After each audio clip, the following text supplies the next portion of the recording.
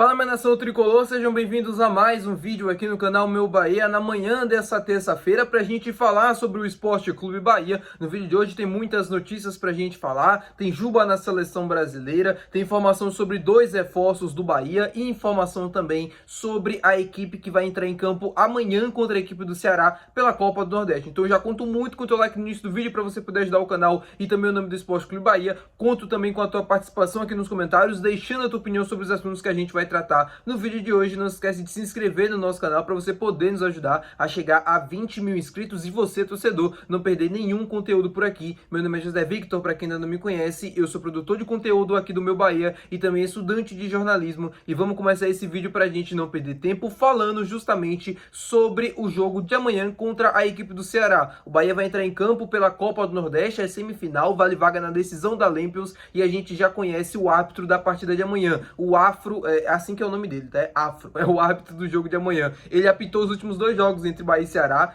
vai ser o escolhido da vez, ou seja, ele vai apitar vai apitar 3 jogos entre Bahia e Ceará nesse ano de 2025. As duas equipes vêm se enfrentando bastante, né, nessa temporada, em jogos ali da Copa do Nordeste, já se enfrentaram pelo Campeonato Brasileiro e agora voltam a se enfrentar pela semifinal da Lampions, um jogo muito importante para o Bahia, é uma possibilidade real de título na temporada, mais um título além do Campeonato Baiano. O Bahia precisa entrar amanhã com muito foco, com muita determinação, não vai ser fácil para conseguir essa vaga na final, pra gente conseguir uma vitória. A gente decide em casa, vai ter o apoio do torcedor, não tem desculpa, né, meu povo? É mais uma oportunidade pra gente fazer um grande jogo e conseguir um resultado muito positivo. Falando com vocês agora sobre o bid, né? O Bahia já vai, assim, a gente já vai ter um reforço anunciado no bid nas próximas horas, se não já tá lá no bid, né? No momento que eu tô gravando esse vídeo ainda não tá. Eu tô falando do Cauê Furquim, que teve o contrato rescindido com o Corinthians e apareceu no bid. Logo depois ele vai aparecer no bid como um novo reforço do Bahia. Muito curioso para saber como o Bahia pretende utilizar a joia que era do Corinthians de 16 anos de idade, se ele vai para o sub-17, se ele vai para o sub-20, se ele vai ter aparições na equipe principal. No Corinthians ele já estava no banco de reservas, né, em 2 jogos desse Campeonato Brasileiro, acabou não atuando, mas já estava sendo preparado, né, segundo o técnico Dorival Júnior, para poder atuar alguns minutos nas partidas do Campeonato Brasileiro. No Bahia, a expectativa é que ele vá pelo menos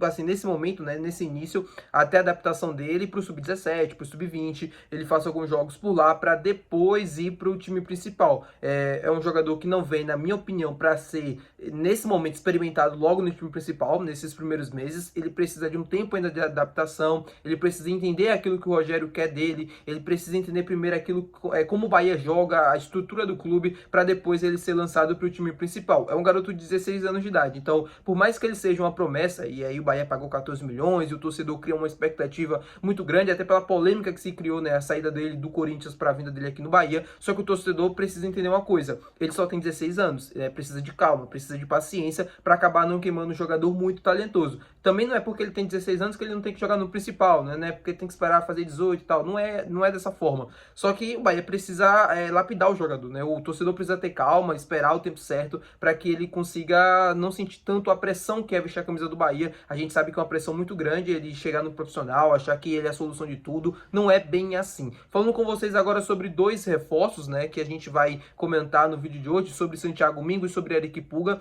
2 reforços dessa temporada de 2025, que segundo o Futebol Baiano, que é um portal de notícias que cobre tanto Bahia quanto Vitória, foram eleitos, né, o Mingo e o Eric Puga estão dentro das 10 melhores contratações feitas, né, de todo o país, né, de todos os clubes do Brasil. O Santiago Mingo ocupa a 4ª colocação, né, entre os 10 melhores reforços, e o Eric Puga ocupa a 3ª melhor colocação. E aqui eu queria fazer uma pontuação e queria falar um pouco mais sobre esses 2 jogadores, porque são 2 atletas que vêm sendo, assim, peças chaves do Bahia até então na temporada. O Eric Puga no ataque, fazendo gols e dando muitas assistências, e o Santiago Mingo sendo a liderança na zaga, né, ajudando o time a ter bons números defensivos. É um zagueiro que tem muita técnica, né, para sair jogando, para construir as jogadas, para avançar um pouco mais, né. Quando o time joga em linha alta, o Santiago Mingo é praticamente um volante de saída de jogo, ele ajuda o Caio Alexandre, ele auxilia o time na construção da jogada ali no início, sempre com passes bem orientados, passes para frente, passes que ajudam a quebrar linhas. É um jogador muito interessante, não só nesse quesito, né, tático, ofensivo, mas também defensivo, até porque ele é zagueiro, ele consegue ser muito bom no 1 contra 1, né, no duelo ali pelo chão, até no duelo aéreo também, é um zagueiro alto. O Santiago Mingo foi uma grata surpresa, o Bahia pagou ali muito pouco perto do que ele vale,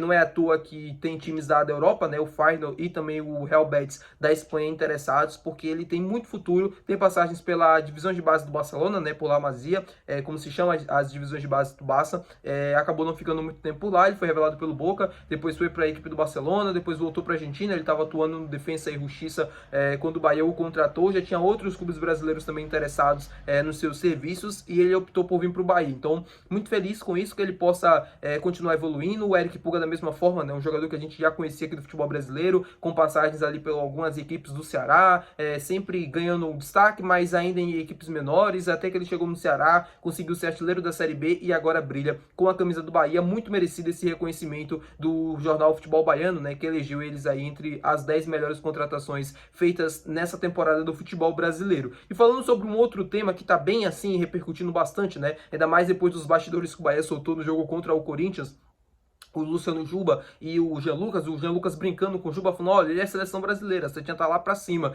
E de fato tá, né? A Setinha tá lá pra cima mesmo, e ele é seleção brasileira. Só que o discurso que pra gente parece tão óbvio, na mídia, né, sul, sudeste, parece uma coisa assim que precisa se caminhar ainda por muito tempo pra gente falar no Juba na seleção brasileira. Só que eu acho que é uma situação que pra mim já passou do ponto já. Não é mais da questão técnica, não é mais da questão tática, já é um preconceito mesmo com a gente do Nordeste. Porque falar que o Juba não é seleção brasileira é você negar o óbvio. É você estar assistindo o futebol brasileiro e negar que existe o melhor lateral esquerdo da posição do futebol brasileiro atuando aqui no Bahia, com os números que ele tem. É impossível não defender uma convocação para a seleção brasileira. Se a gente fala taticamente falando, o Juba tem os melhores números. Se a gente fala defensivamente, o Juba está entre os 5, né, melhores laterais esquerdos. Se a gente fala ofensivamente, com toda a certeza do mundo, ele deve estar entre os primeiros. Se eu não me engano, em participações em gols, ele não está em primeiro ainda, porque o Reinaldo é o primeiro, porque o Reinaldo bate pênalti lá no Mirassol, tem algumas assistências também, então ele participa bastante do jogo ofensivo, assim como o Luciano Juba. Só que tecnicamente falando, com o passe que o Juba tem, com o cruzamento que o Juba tem, com as finalizações que o Juba tem, com os números que ele tem sendo lateral esquerdo e não sendo cobrador de pênalti, ele já merecia uma vaga na seleção brasileira há muito tempo. Recentemente o Lucas Tilt, né, que é um influenciador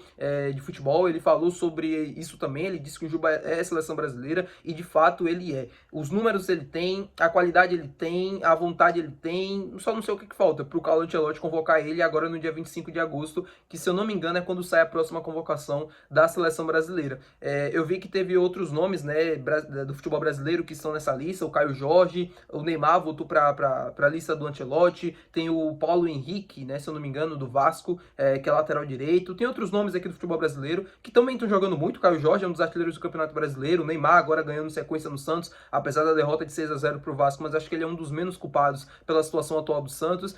O Paulo Henrique, do Vasco, que também vem fazendo uma boa temporada, apesar do mau ano que o Vasco vem fazendo. Tem alguns bons jogadores que estão nessa pré-lista do Ancelotti, só que o Juba é indiscutível. O Bahia é o quarto colocado do Campeonato Brasileiro. O Juba faz um Campeonato Brasileiro fantástico, tá fazendo uma temporada fantástica, melhorou muito de um ano para outro e, na minha opinião, merece. Se a gente olha para a seleção brasileira e vê os laterais atual, Caio Henrique, que é o lateral do Mônaco, pelo amor de Deus. O Brasil que já teve Marcelo, Felipe Luiz, vários outros laterais esquerdos ao longo da sua história, que são, assim, né, um dos melhores jogadores do mundo, e a gente olha para a seleção brasileira sem lateral, tanto direito quanto esquerdo, e a gente vê o Juba na lateral esquerda aqui no Bahia brilhando, e ele não merece, e ele não tem nem sequer o seu nome mencionado nos principais programas esportivos do futebol brasileiro. É inacreditável, chega a beirar o ridículo. E comenta aqui embaixo se você também acha que o Juba merece uma vaga na seleção brasileira, porque assim, não dá pra não defender, né, meu povo? Espero que vocês tenham gostado do vídeo de hoje. Se você gostou, não se esqueça de deixar o seu gostei, que é muito importante. Não se esqueça de se inscrever no nosso canal. Até o próximo vídeo, valeu, tchau!